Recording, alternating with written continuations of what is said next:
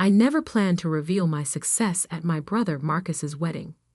For years, I'd kept my true position hidden from my family, letting them believe I worked at a tiny consulting firm while I secretly built an empire. But Marcus's cruel words that day changed everything. Standing in the opulent ballroom of the Grand Plaza Hotel, I smoothed down my simple navy dress, deliberately chosen to be understated. Around me, crystal chandeliers cast a warm glow over elaborately decorated tables while waiters circulated with champagne. This was exactly the kind of ostentatious display Marcus loved, a chance to show off his supposed success to everyone. Sophie, my mother's voice cut through my thoughts. There you are. Why aren't you mingling? Everyone's asking about you. Her eyes swept critically over my dress, her lips pursing slightly. Though I suppose there's not much to tell. I took a slow sip of champagne, thinking about the board meeting I'd led just yesterday, where we'd finalized the acquisition of our biggest competitor. I'm doing fine, Mom. The consulting work keeps me busy. She sighed dramatically. Busy isn't the same as successful, dear. Look at your brother, youngest VP in Sterling Industries history, about to marry the CEO's daughter. That's what real success looks like. I bit back a smile, knowing that Sterling Industries had been struggling lately. In fact, they'd been desperately trying to arrange a meeting with my company's CEO, me, for months. But of course, my family didn't know that. They didn't know that the tiny consulting firm I supposedly worked for was actually Aurora Consulting Group, one of the largest business advisory firms in the country. And they certainly didn't know that I wasn't just an employee. I was the founder and CEO. Sophie. Marcus's booming voice interrupted my thoughts. He strode over, champagne in hand, his new bride Jessica clutching his arm. Still hiding in corners at parties? Some things never change. Jessica giggled, adjusting her designer dress. Oh, Marcus told me all about your little consulting job. It's so cute that you're trying to make it on your own. I watched them, remembering how different things had been 15 years ago. Back then, Marcus had been the struggling one, barely passing his classes while I graduated top of my class. But then Dad had stepped in, using his connections to get Marcus an entry-level position at Sterling Industries. Meanwhile, I was told to be realistic about my ambitions. Someone has to do the small jobs, Marcus continued, his voice carrying just enough for nearby guests to hear. Poor sis, still working at that tiny firm while the rest of us are making real careers. But hey, at least you can say you're independent, right? Jessica laughed again, a sharp sound like breaking glass. Oh, darling, be nice. Not everyone can be as successful as you. I felt the weight of the antique locket around my neck, my grandmother's final gift to me before she passed. She had been the only one who believed in me, who supported my dreams with more than just empty words. Success comes in many forms, Marcus, I said quietly. Sure, sure. He waved his hand dismissively. Speaking of success, did you hear? Sterling's CEO is actually coming to the wedding reception tonight. Mr. Harrison himself. He never attends employee events, but for me, he puffed up with pride. I knew exactly why James Harrison was attending. He wanted to discuss the potential buyout of Sterling Industries, a discussion he'd been trying to have with me for weeks. I'd been deliberately delaying, wanting to see how desperate they'd become. That's wonderful, I murmured, hiding my smile behind my champagne glass. Try not to embarrass me when he arrives, Marcus added. Just stay in the background. This is important for my career. Before I could respond, a sudden hush fell over the room. James Harrison had arrived, his commanding presence drawing all eyes. He was exactly as I remembered from our video calls, tall, distinguished, with steel-gray hair and sharp eyes that missed nothing. Marcus immediately straightened, tugging Jessica along as he prepared to greet his CEO. But before he could take 2 steps, Harrison's eyes landed on me, and his face lit up with recognition. "Ms. Mitchell," he called out, striding purposefully in my direction. "I had no idea you'd be here." Marcus froze mid-step, confusion written across his face. Jessica's perfectly plucked eyebrows drew together in bewilderment. "Mom," Harrison continued as he reached me, extending his hand respectfully. "We've been trying to arrange a meeting for weeks. I didn't expect to run into you at an employee's wedding." I could feel Marcus's eyes boring into me as I shook Harrison's hand. "Hello, James. Surprised to see me here?" "Why wouldn't I be? It's not every day you run into the CEO of Aurora Consulting at a company wedding." He glanced at Marcus, then back to me, realization dawning in his eyes. Unless... Wait, is Marcus my brother? I confirmed, allowing myself a small smile as I watched the color drain from Marcus's face. Though he didn't know about my position until just now. The silence that followed was deafening. I could see my mother's hand trembling as she clutched her champagne glass, my father's jaw hanging open in shock. But it was Marcus's expression that truly captured the moment, a mixture of disbelief, embarrassment, and dawning horror as he realized he just spent the last hour mocking his boss's boss's boss. James Harrison looked between us, clearly trying to process this revelation. "Your brother?" But he said his sister worked at a small local consulting firm. "That's what they all thought," I said, my voice carrying clearly in the stunned silence. I never corrected them. Jessica's wine glass slipped from her fingers, shattering on the marble floor. The sound seemed to break the spell of silence, and suddenly everyone was talking at once.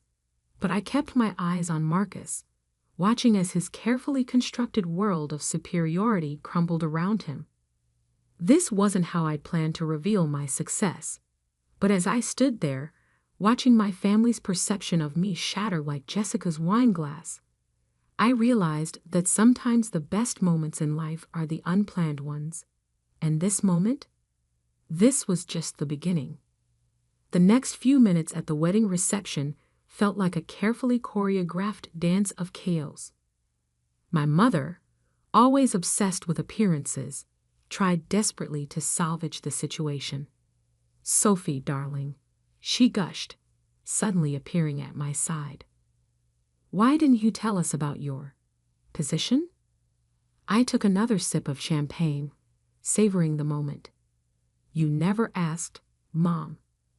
You were all too busy celebrating Marcus's achievements to care about my little consulting job." James Harrison was still standing nearby, looking both amused and uncomfortable. "Ms. Mitchell, I had no idea this was a family event for you. Perhaps we could discuss the merger." "Merger?" Marcus interrupted, his face shifting from shock to panic. He grabbed my arm, fingers digging in painfully. "What merger?" I carefully removed his hand, keeping my voice level. "The one where Aurora Consulting is considering buying Sterling Industries." I turned to Harrison.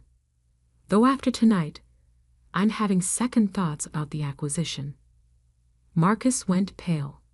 Jessica, his new bride, looked like she might faint.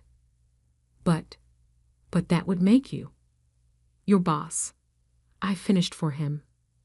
"Yes, it would. Interesting how life works out, isn't it?" My father finally found his voice, pushing through the crowd that had gathered around us. "Now wait just a minute," he blustered, his face red. "You can't just come here and ruin your brother's wedding with these claims." Harrison cleared his throat. I assure you, sir, your daughter is exactly who she says she is. Aurora Consulting is the largest business advisory firm in the country, and Ms. Mitchell founded it from the ground up. We've been trying to arrange this merger for months. I watched my father's face as the truth sank in. This was the man who had told me 10 years ago that I was dreaming too big when I said I wanted to start my own company. The man who had used every connection he had to help Marcus climb the corporate ladder while telling me to be realistic about my goals. But the money, my mother stammered. All those times you said you couldn't help with family expenses. Oh, you mean like the $50,000 you borrowed from my savings for Marcus's MBA? I kept my voice calm, but I could feel years of resentment bubbling up. The money you never paid back because, and I quote, Marcus needs it more for his future. Jessica stepped forward, her wedding dress rustling. Marcus, darling, did you know about this? About her company? Of course not, he snapped, then tried to compose himself. Sophie's she's always been jealous of my success. This must be some kind of mistake. Harrison raised an eyebrow. The only mistake, Mr. Mitchell, was apparently your understanding of your sister's position in the business world. Aurora Consulting's annual revenue is more than Sterling Industries has made in the past 5 years combined. The ballroom had gone completely silent. Every guest was watching our family drama unfold like it was a live theater production. Marcus's perfect wedding was quickly becoming the talk of the corporate world, but not for the reasons he'd hoped. I think, I said quietly, we should continue this discussion somewhere more private. I nodded to Harrison. James, would you mind giving me a moment with my family? He nodded graciously and stepped away. I led my family to a private room off the main ballroom, closing the door behind us. The silence was deafening. How dare you? Marcus finally exploded. This is my wedding day. You couldn't just let me have this one thing. I laughed, but there was no humor in it. One thing? You've had everything handed to you your entire life. Dad's connections got you into Sterling. Mom's jewelry paid for your MBA. My savings funded your startup attempts. Meanwhile, I built something real, something lasting, completely on my own. We were trying to protect you, my mother insisted, wringing her hands. The business world is so cruel to women. No, Mom. You weren't protecting me. You were dismissing me. Every achievement, every milestone, you brushed them all aside because they didn't fit your narrative of who I should be. My father stepped forward, his business instincts finally kicking in. Now, Sophie, let's be reasonable. We're family. Surely we can work something out that benefits everyone. You mean now that you know I'm successful, you want to be part of it? I shook my head. The merger with Sterling was a courtesy to Harrison. He's a good CEO dealing with a bad board. But after tonight, I met Marcus's eyes. I think it's time for some changes. You can't do this, Marcus whispered, his arrogance finally cracking. My position, my future. Your position was always built on sand, Marcus. You've lost 3 major clients this year alone. The only reason you still have a job is because of your connection to Jessica's family. I straightened my simple navy dress. But don't worry. When Aurora acquires Sterling, we'll find a position suited to your actual qualifications. Jessica let out a small sob.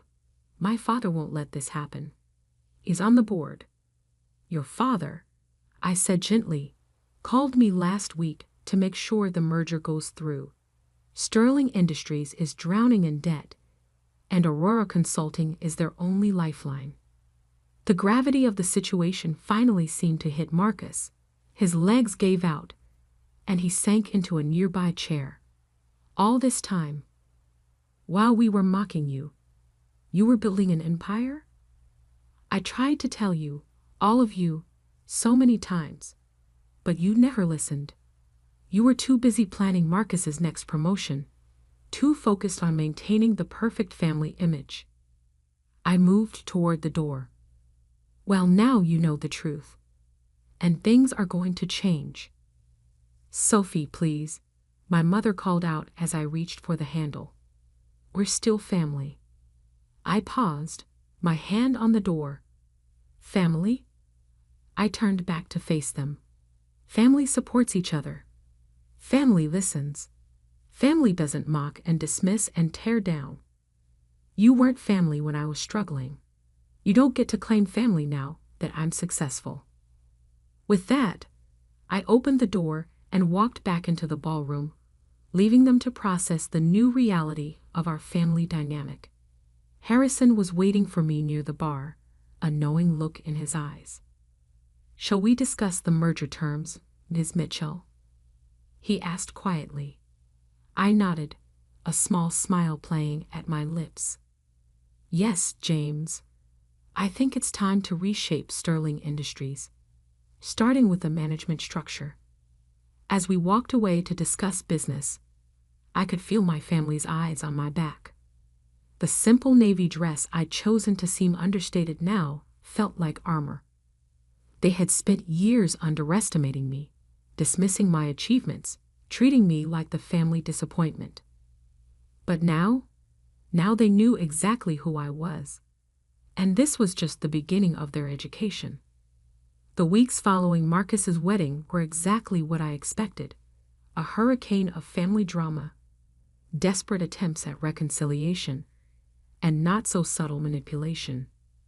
My phone buzzed constantly with messages. Sophie, darling, let's discuss this like family. Mom, your brother is devastated. How could you do this to him? Dad, we need to talk about my position at Sterling. Marcus, my father wants to meet with you. Jessica. I ignored them all. I had a merger to complete. The morning of the Sterling Industries board meeting, I stood in my office on the top floor of Aurora Consulting's headquarters, adjusting my suit jacket. This wasn't the simple navy dress from the wedding. Today, I wore a tailored black Armani suit that screamed power and authority. No more hiding. My assistant Emma knocked on the door. Your brother is here again, Ms. Mitchell. Third time this week. I sighed, checking my watch. Send him in. Might as well deal with this before the board meeting.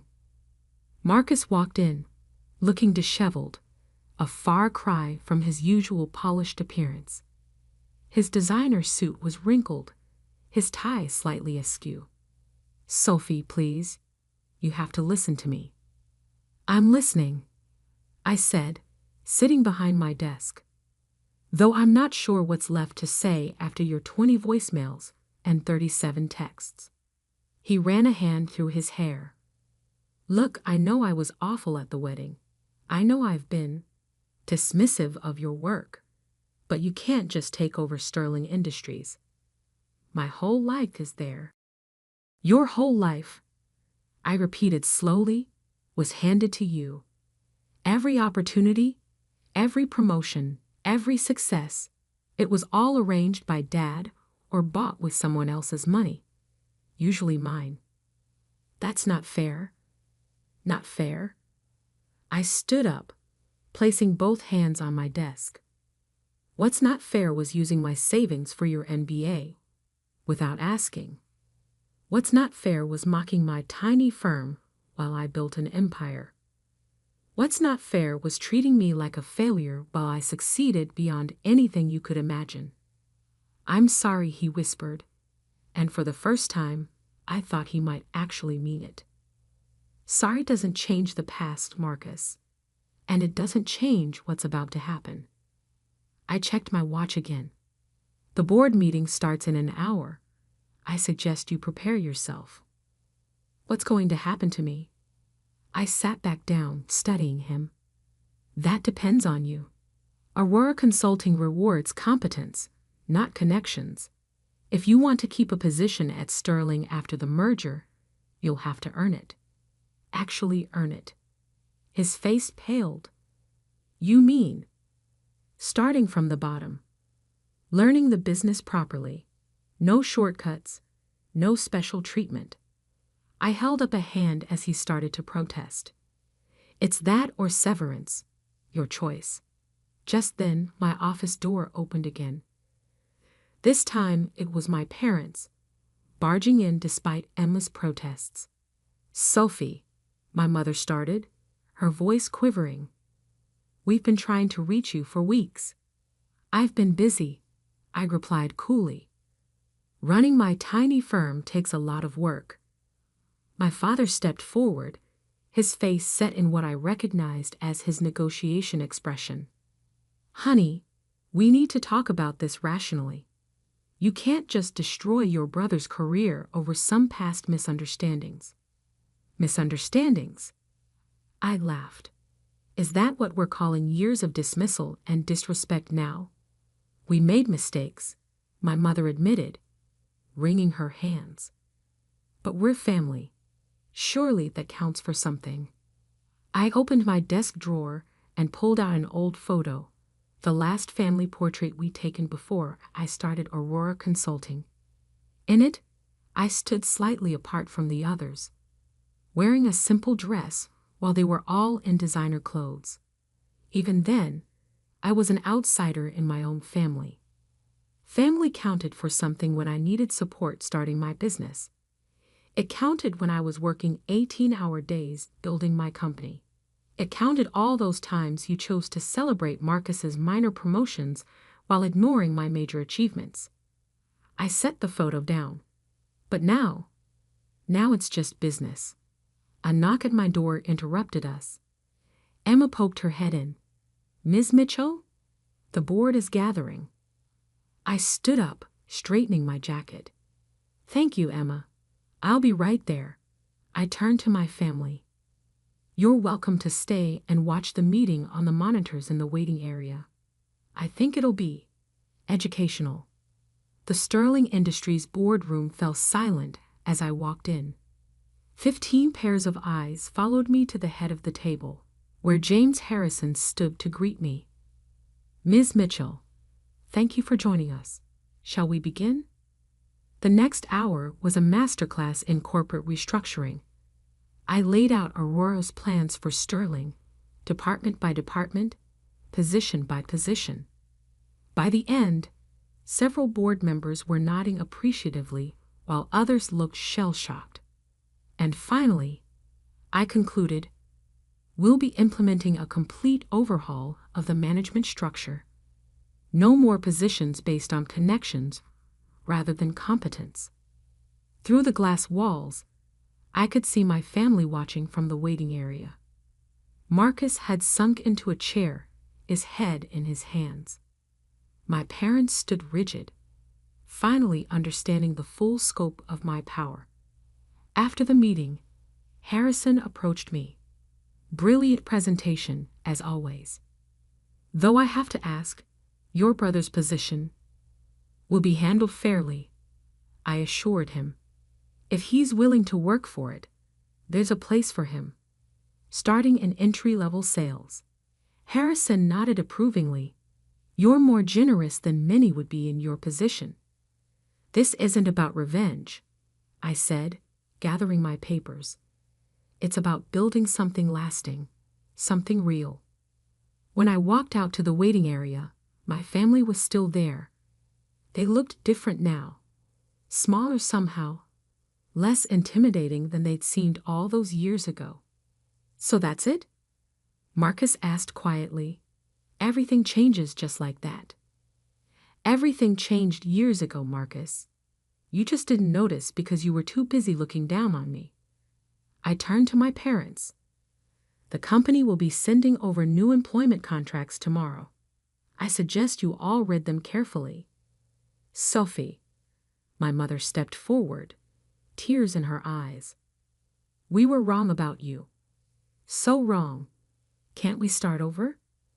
I thought about all the dinners where they'd ignored my achievements, all the family events where they treated me like an afterthought, all the times they'd prioritized Marcus's ambitions over my dreams. Starting over would mean forgetting the past, I said finally, and I don't want to forget. Those years of dismissal and disrespect taught me valuable lessons about self-reliance and determination. They made me who I am. And who are you?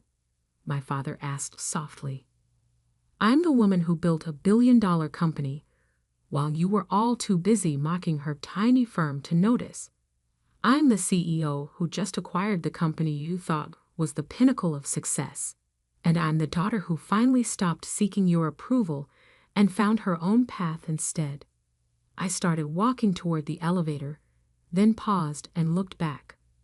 The contracts will be here tomorrow. Your choice whether to sign them or not. But either way, things will never go back to how they were. As the elevator doors closed, I caught one last glimpse of my family, standing there in the waiting room of the company I built, finally seeing me clearly for the first time. That night, in my penthouse office, I took out my grandmother's locket, the one piece of family history I truly cherished. Inside was a small note she'd written years ago. Success isn't about who believes in you at the end. It's about believing in yourself from the beginning. I smiled, thinking about how far I'd come from that overlooked daughter in the family portrait. Marcus's wedding had just been the beginning. Now everyone knew exactly who I was. Not the family disappointment, but the force that had reshaped their entire world. And somehow, that felt better than any revenge could have. My name is Sarah Mitchell, and for 15 years, I poured my heart and soul into building Harrison Enterprises from a modest tech company into an industry powerhouse. When I started as a junior software developer, fresh out of college, old Mr. Harrison saw something in me that others missed. While most saw a quiet girl from a small town in Ohio, he recognized raw talent and determination. You remind me of myself when I was younger, he told me during my first performance review. Always thinking 3 steps ahead, always seeing possibilities others miss. Those words became my anchor through countless late nights, debugging code, marathon project meetings, and endless client presentations. Year after year, I climbed the ranks, from developer to team lead, then to project manager, and finally to chief technology officer. Every promotion was earned through sweat, innovation, and an unwavering dedication to the company's success. Under my leadership, our software division transformed from a struggling department into the company's main revenue generator. I pioneered our shift to cloud computing before our competitors even understood its potential. My team developed the proprietary algorithms that would eventually become our flagship product, Harrison Cloud. But everything changed when old Mr. Harrison had his stroke. I remember that day clearly. I was in the middle of a client meeting when my assistant burst in, face pale. "Mr. Harrison, hospital. It's serious." The next few weeks were a blur of hospital visits, emergency board meetings, and desperate attempts to keep the company running smoothly while our founder and CEO fought for his life. Then came Marcus Harrison, the prodigal son, rushing back from his extended finding himself tour of Europe to take the reins of his father's company. I had met Marcus a few times over the years, usually at company holiday parties where he'd make brief appearances before disappearing to whatever exotic location caught his fancy that month. From day one, Marcus made it clear he had different plans for Harrison Enterprises. "We need to modernize," he declared in his first board meeting, dismissing 15 years of steady growth and innovation with a wave of his manicured hand. "Everything's so old-fashioned here."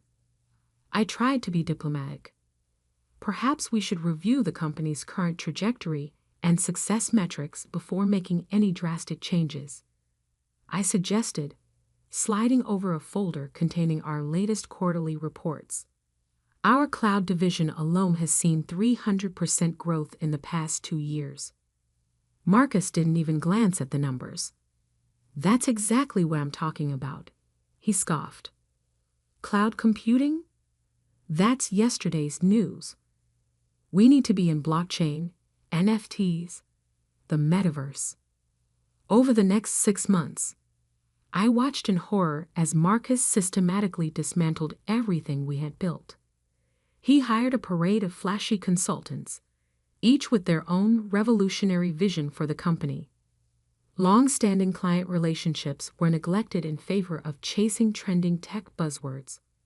Valuable team members were pushed out, replaced by Marcus's former classmates from business school. Through it all, I tried to maintain stability in my department. I worked double shifts to keep our core products running smoothly while simultaneously trying to implement Marcus's latest visionary directives. But I could see the writing on the wall. The final confrontation came on a rainy Tuesday morning. I had just finished a presentation showing how Marcus's latest initiative, a luxury NFT marketplace for digital yacht ownership, had burned through millions in development costs without generating any revenue. "These numbers can't be right," Marcus snapped, his designer suit creasing as he leaned forward aggressively. "You're just too stuck in your old ways to see the potential." "The numbers don't lie, Marcus," I replied, keeping my voice steady. "We've lost 3 major clients this quarter alone. If we don't course correct," he cut me off, standing up so abruptly his chair toppled backward. "The only thing that needs correcting is you. You're the problem here, Sarah. You and your outdated thinking are holding this company back." I maintained my composure, even as I felt 15 years of dedication being crushed under the weight of his contempt. "I've given everything to this company, Marcus. Your father—" "My father isn't here anymore," he shouted, face reddening. "This is my company now, and I don't need some small-town nobody telling me how to run it. You're fired. Get out." The office fell silent. Dozens of faces turned away, pretending not to witness my humiliation. I slowly gathered my things, my mind already racing ahead to what needed to be done next. As I reached the door, Marcus couldn't resist one final jab. "Good luck finding another job at your age. Maybe try something more your speed, like teaching basic computer skills at the local library." I turned back, meeting his smug gaze with a calm smile that seemed to unnerve him slightly. "Thank you for the suggestion, Marcus, but I already have something lined up." What Marcus didn't know, what none of them knew, was that 5 years ago, I had started my own company on the side. Atlas Industries began as a small consulting firm, leveraging my expertise in cloud computing to help other companies modernize their infrastructure. While Harrison Enterprises had my loyalty during business hours, my nights and weekends were devoted to building something of my own. Those basic computer skills, Marcus mocked, had attracted an impressive client roster. Under the guidance of my carefully chosen CEO, who served as the public face of the company while I remained a silent owner, Atlas Industries had grown into one of the most respected names in enterprise cloud solutions. And tomorrow morning, Harrison Enterprises would be desperately pitching their services to Atlas Industries, unaware that the worthless employee they had just fired was actually the owner of the company they were trying to impress. As I drove home that evening, my phone buzzed with a message from my Atlas Industries CEO. "Everything's set for tomorrow's meeting. You sure you want to handle this personally?" I smiled, thinking of Marcus's smug face and what it would look like when he realized the truth. "Absolutely," I replied. I wouldn't miss this for the world. The Atlas Industries headquarters occupied the entire top floor of the city's most prestigious office building. Floor-to-ceiling windows offered breathtaking views of the skyline, while the minimalist decor spoke of quiet confidence rather than flashy excess. I stood in my private elevator, watching floor numbers tick upward, mentally preparing myself for what was about to unfold. "Good morning, Ms. Mitchell." My assistant Emma greeted me as I stepped out. After 5 years, she was one of the few who knew both sides of my life.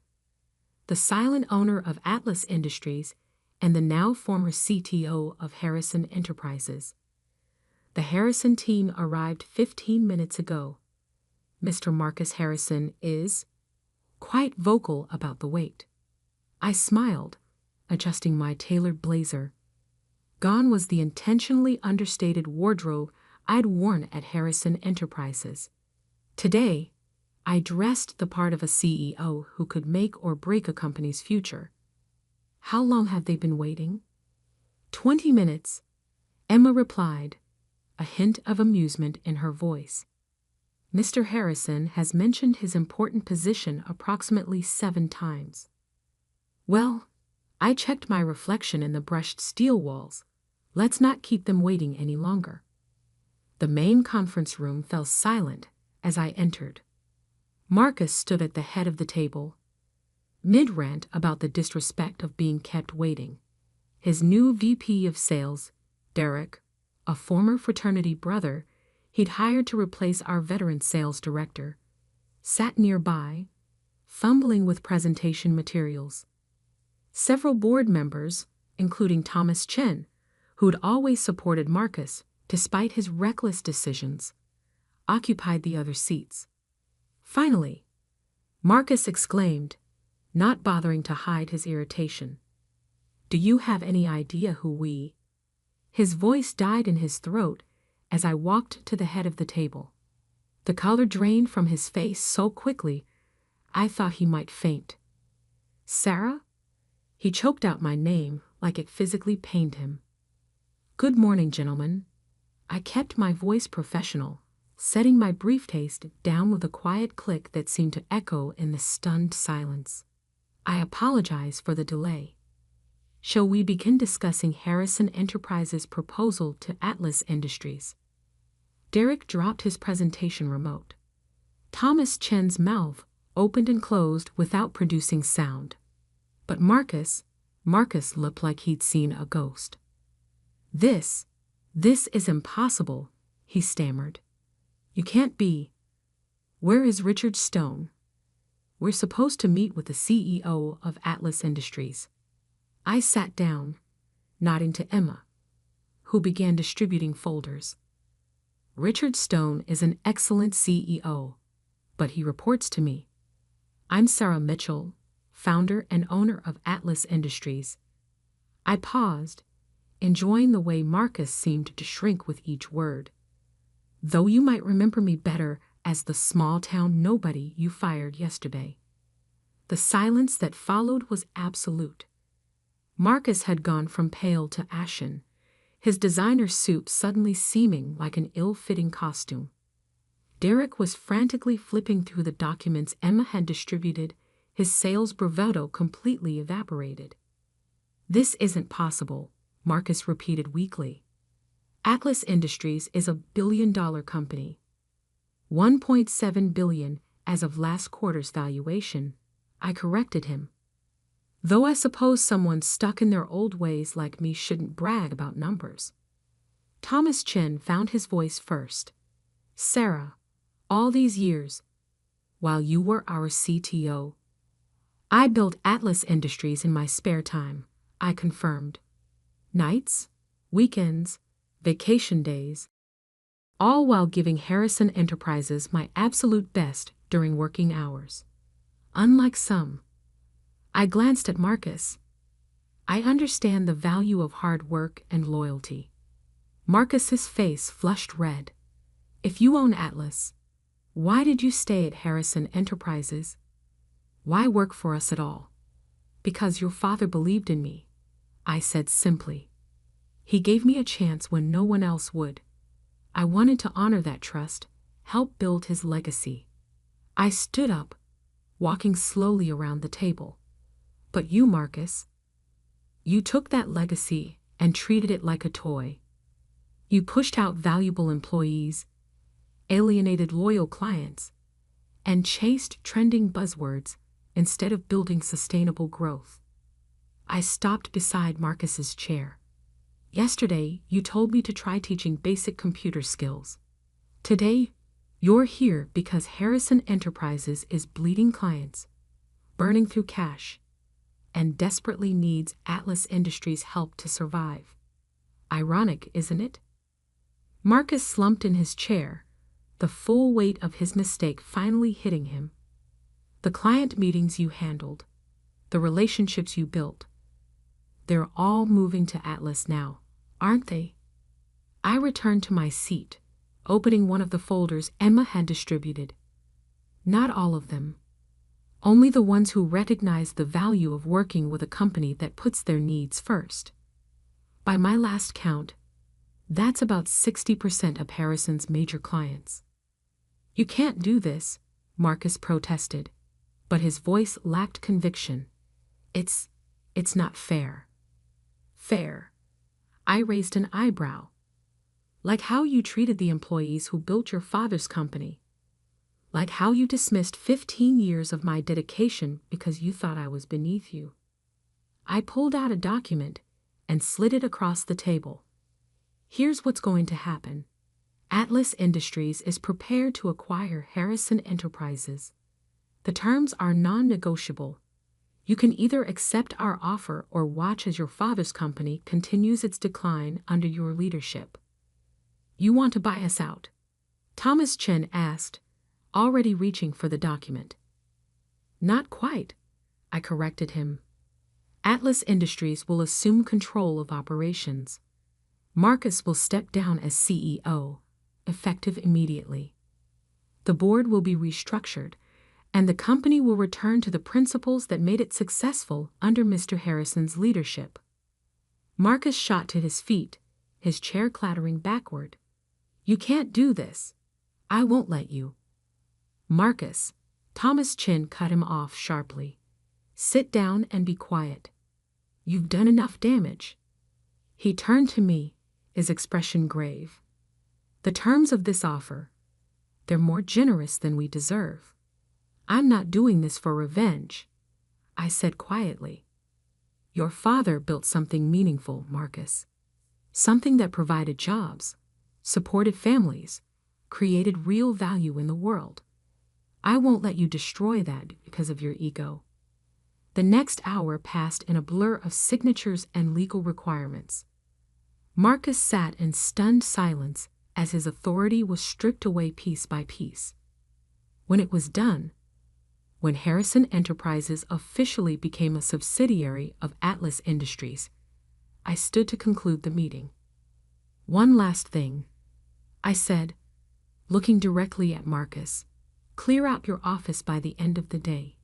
Emma will show you out. As they filed out of the conference room, I heard Derek mutter to Marcus, Dude, you fired the wrong person. Standing at the window, watching the city spread out below, I felt no satisfaction in Marcus's humiliation. This wasn't about revenge. It was about protecting what his father had built, about ensuring that good people didn't suffer because of one man's arrogance. Emma appeared at my side with a coffee. Was it worth it? Keeping Atlas a secret all these years. I thought about old Mr. Harrison, still recovering in his hospital bed. I thought about the employees at Harrison Enterprises who could now stop worrying about their jobs. I thought about the clients who would continue receiving the quality service they deserved. It wasn't about keeping secrets, I said finally. It was about building something meaningful, something that could make a difference when it really mattered. Little did I know, this was just the beginning. Marcus might have been defeated, but he wasn't done fighting, and what he did next would force me to defend not just Harrison Enterprises, but everything I had built. Marcus Harrison might have lost control of his company, but wounded pride can be dangerous. I should have known he wouldn't accept defeat gracefully. The first attack came 3 days after the acquisition. I was reviewing quarterly projections when Emma burst into my office, her usual composure shattered. "Sarah, you need to see this." She handed me her tablet, open to a major tech news website. The headline made my blood run cold. "Atlas Industries, ACQUI, of Harrison Enterprises, NDRNVESTIGATL, for INSIDER trading." The article, citing anonymous sources close to the situation, suggested I had used my position as CTO to manipulate Harrison Enterprises' value, making it vulnerable to Atlas's takeover. It was a clever angle, one that played perfectly into Marcus's narrative of betrayal. "Get our legal team on this immediately," I told Emma, already reaching for my phone, "and set up a meeting with the board for." My phone buzzed with an incoming call. Thomas Chen. "Sarah." His voice was tight with concern. "Have you seen the article?" "Yes. Marcus's handiwork, I assume." "He's not just throwing accusations around," Thomas warned. "He's filed formal complaints with the SEC. He's claiming you deliberately sabotaged projects, drove away clients, all to devalue the company for Atlas's benefit." I laughed, but there was no humor in it. The same projects he ordered us to abandon, the same clients he alienated with his visionary pivots. "You and I know that, but perception matters. The market is already reacting." He was right. By afternoon, Atlas's stock had dropped 12%. Several major clients put their contracts on hold, waiting to see how the scandal would play out. Marcus had found the perfect way to hurt me, by threatening everything I'd built. But he'd forgotten one crucial detail. I had receipts. Lots of them. I spent the next week working with our legal team, compiling evidence. Every project Marcus had killed, every client relationship he'd damaged, every reckless decision, all meticulously documented. Emails, meeting recordings, financial reports, a perfect paper trail of his mismanagement. Then came the counterattack. "Ladies and gentlemen," I addressed the hastily assembled press conference, cameras flashing as I took the podium. "Recent allegations have been made about the circumstances surrounding Atlas Industries' acquisition of Harrison Enterprises. Today, I'm releasing all documentation related to that acquisition, including evidence that tells the real story." One by one, I laid out the facts. Marcus's decision to abandon profitable product lines for speculative ventures, the mass exodus of experienced employees, the millions wasted on his NFT marketplace and other failed initiatives, each point backed by irrefutable evidence. Furthermore, I continued, I'm announcing that Atlas Industries will be establishing the Harrison Innovation Fund, a $50 million investment in emerging technology companies. This fund will honor the legacy of James Harrison, focusing on the principles of sustainable growth and genuine innovation that he championed. The reaction was immediate. Atlas's stock rebounded. Clients who had wavered reached out to reaffirm their commitment. But the most significant response came from an unexpected source. 2 days after the press conference, I received a call from the hospital. Old Mr. Harrison wanted to see me. He was sitting up in bed when I arrived, looking frailer than I remembered, but with the same sharp intelligence in his eyes. A newspaper lay on his lap, open to an article about the Harrison Innovation Fund. "Sit down, Sarah," he said, gesturing to the chair beside his bed. "Tell me everything." So I did. I told him about building Atlas Industries, about trying to protect his legacy, about Marcus's attacks, and how I defended against them. He listened in silence, his expression unreadable. When I finished, he was quiet for a long moment. Then, I always knew Marcus wasn't ready, he said softly. I tried to teach him that success isn't about quick wins or flashy moves. It's about building something that lasts. He looked at me, a hint of his old smile returning. You understood that, didn't you? I had a good teacher, I replied, feeling tears prick at my eyes. He reached for my hand, his grip surprisingly strong. The Innovation Fund, using my name for that.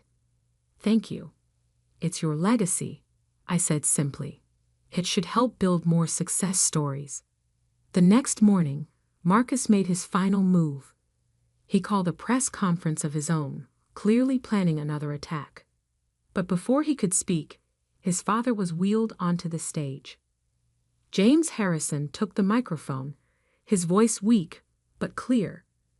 I've watched recent events with great interest. My son claims his company was stolen from him. He's wrong. Harrison Enterprises wasn't stolen, it was saved. Saved by someone who understood its true value, who protected its legacy when others would have squandered it. The room erupted in camera flashes as Marcus stood frozen, watching his last attempt at revenge crumble. Sarah Mitchell, Mr. Harrison continued, has my full support and gratitude. The Harrison Innovation Fund she established proves what I've always known. She understands that true success isn't measured by quarterly profits or trending technologies, but by the positive impact we create in the world. Marcus left the stage without a word. It was the last time I saw him in person, though I heard he started a cryptocurrency venture in Miami that failed within 6 months. 1 year later, I stood in the newly renovated Harrison Enterprises lobby, now a division of Atlas Industries. The building had been modernized, but we kept the core elements that made it special, including the wall of employee photos that Mr. Harrison had always maintained. Ms. Mitchell? A young developer approached, clutching a laptop.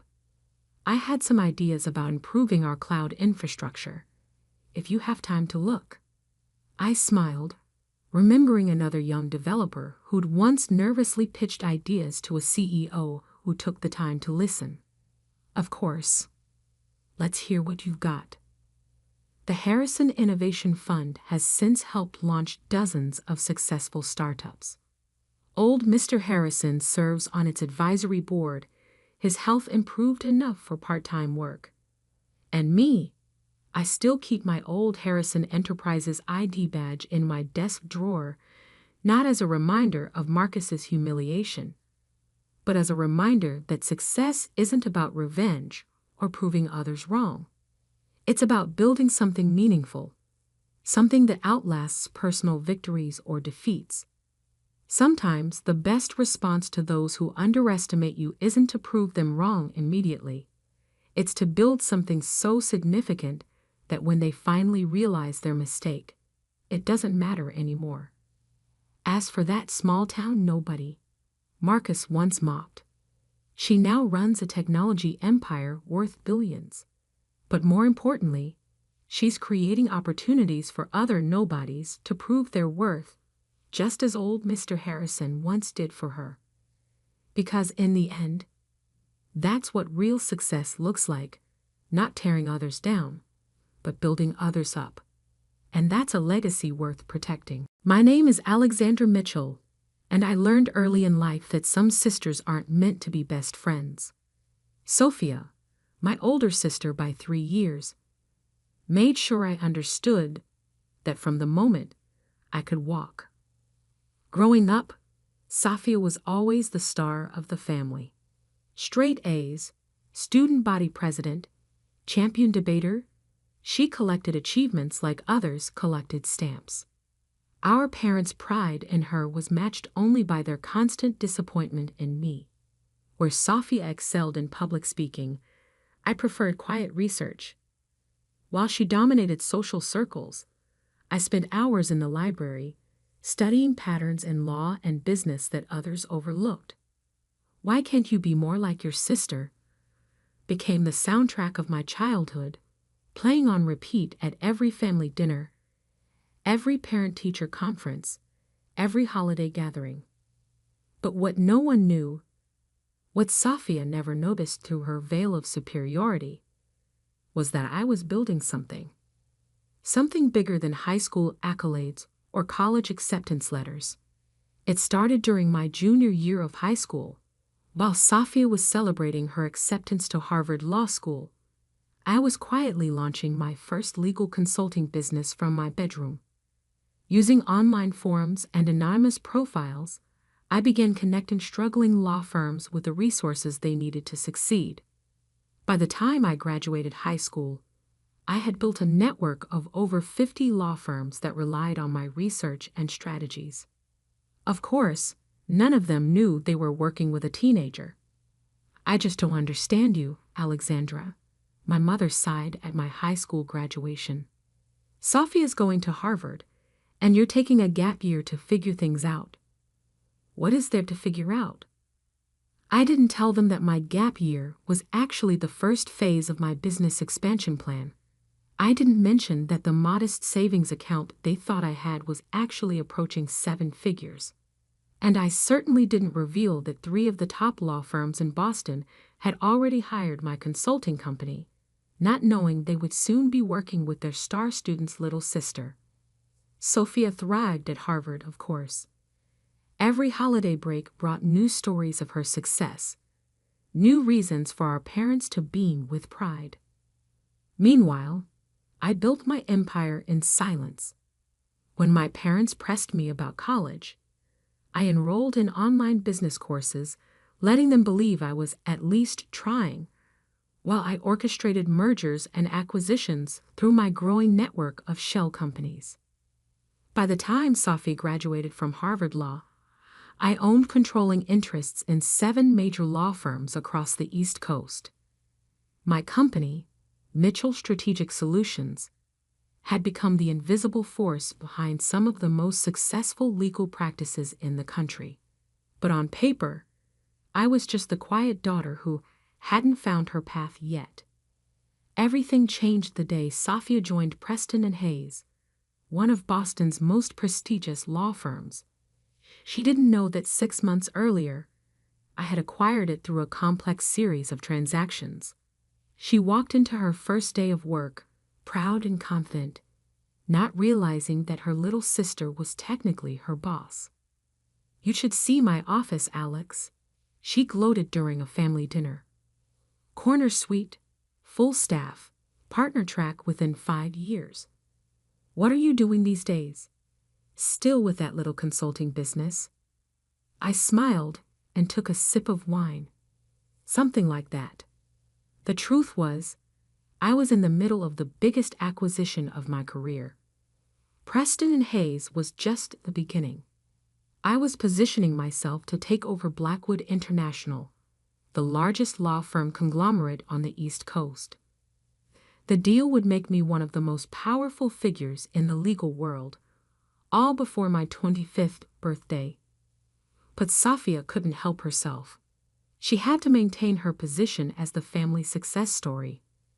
That's why, when I met James Walker at a charity gala, she tried to stake her claim. "He's from one of Boston's oldest families," she told our mother, loud enough for me to hear.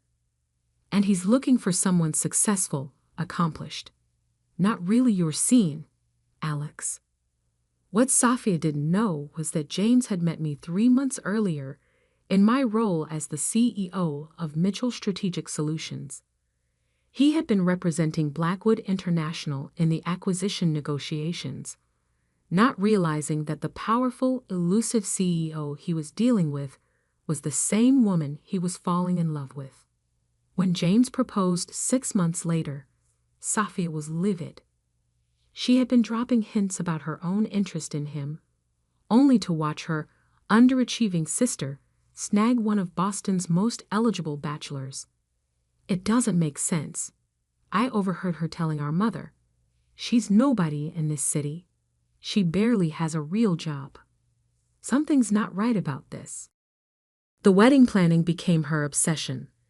She insisted on being my maid of honor, not out of sisterly love, but because it gave her access to every detail, every guest list, every moment she could use to dig into my life.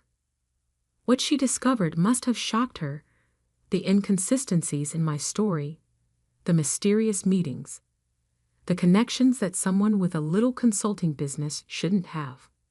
She spent months gathering evidence, planning her moment of triumph. She chose our wedding day to spring her trap, not realizing she was walking into one of her own. The ceremony was perfect. Boston's historic Trinity Church filled with the city's elite, judges, lawyers, business leaders. Many of them were there for James, the respected attorney from an old Boston family. None of them knew that the bride owned most of their law firms. But as the minister asked if anyone objected to the union, Safia rose from her seat beside me, a wicked smile playing on her lips. Little did she know, I had been waiting for this moment. After all, some sisters aren't meant to be best friends. They're meant to be lessons in humility. If anyone knows any reason why these two should not be joined in matrimony, speak now or forever hold your peace. Those traditional words hung in the air of Trinity Church for just a moment before Safia stood up, her blue maid of honor dress rustling as she stepped forward. The smirk on her face told me she had been waiting for this moment.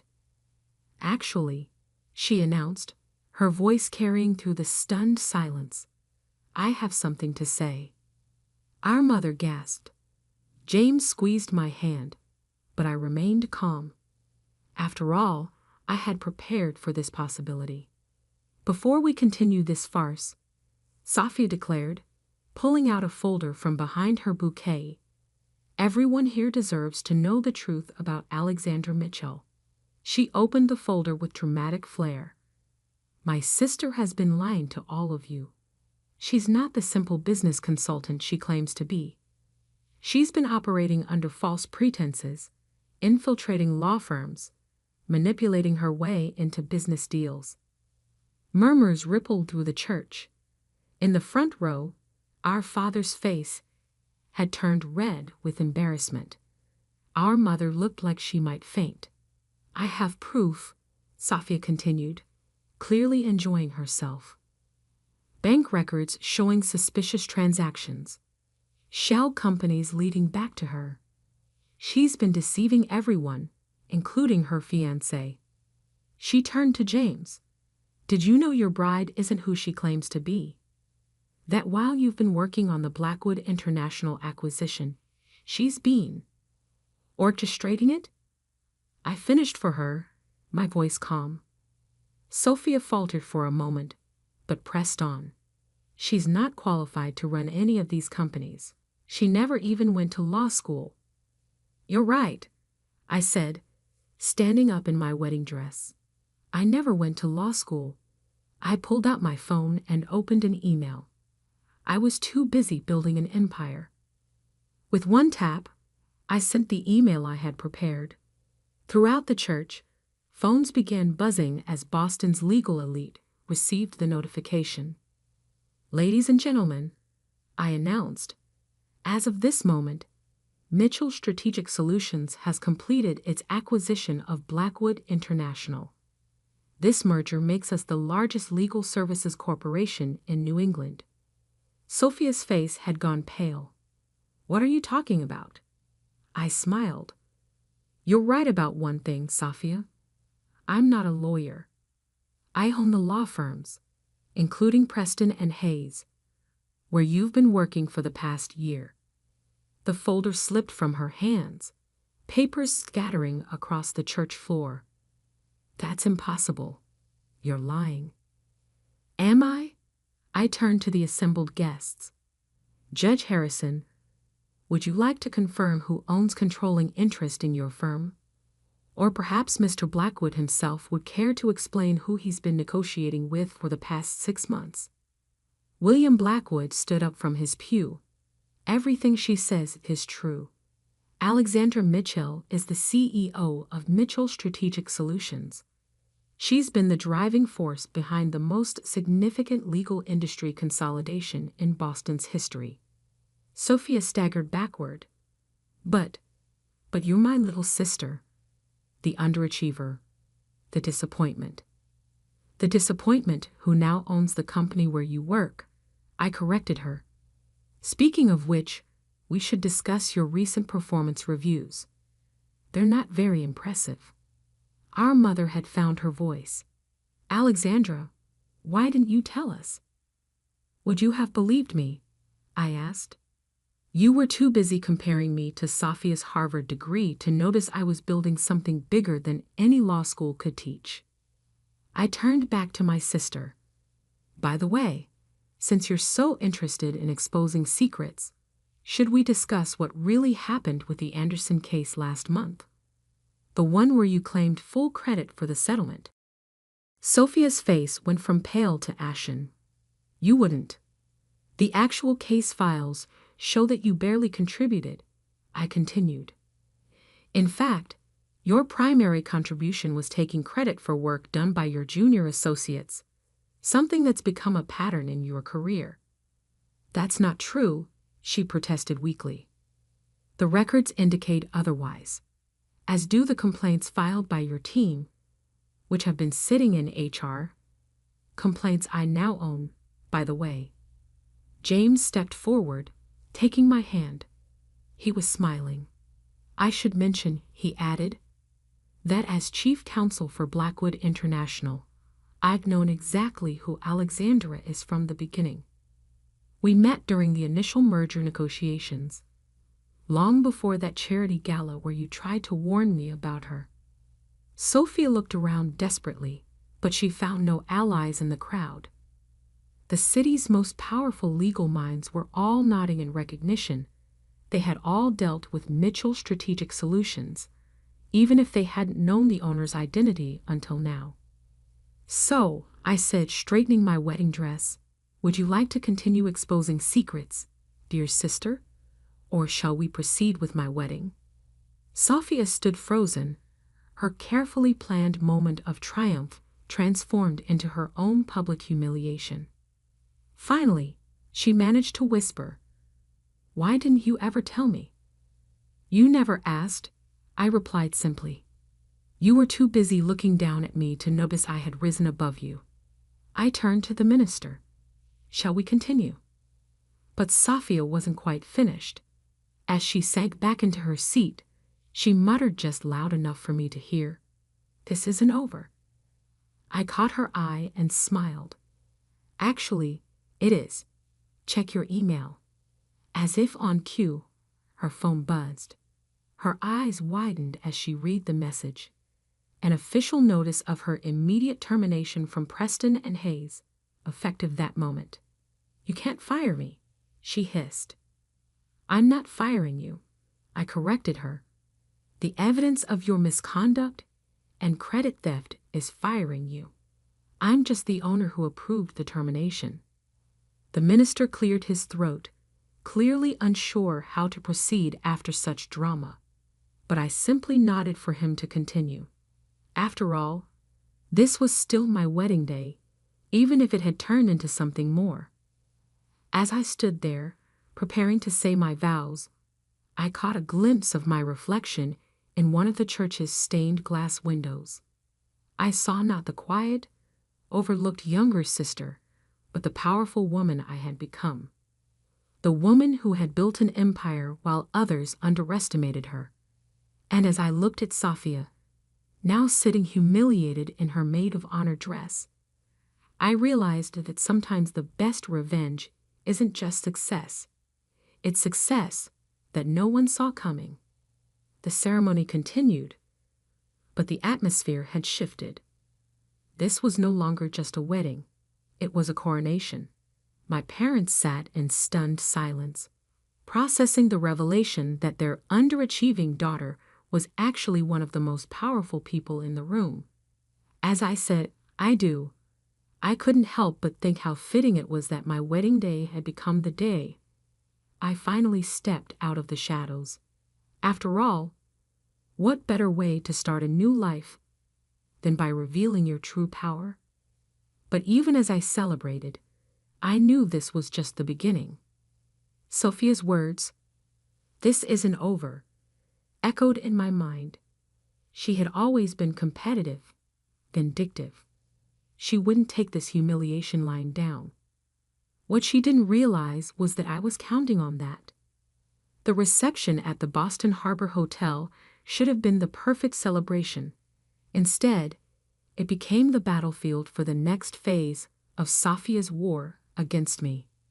I was barely through my first dance with James when my phone buzzed with urgent messages. Sophia had gone straight from the church to the media, attempting to spin a story about corporate espionage and illegal business practices. Mitchell Strategic Solutions built through deception. Read the headline she had somehow managed to plant in an online business journal. Harvard graduate exposes sister's fraudulent empire. I smiled, showing the article to James. He raised an eyebrow. She really doesn't know when to quit, does she? No, I replied. She doesn't. But I was ready for this too. I nodded to Catherine, my chief of operations, who had been waiting discreetly by the bar.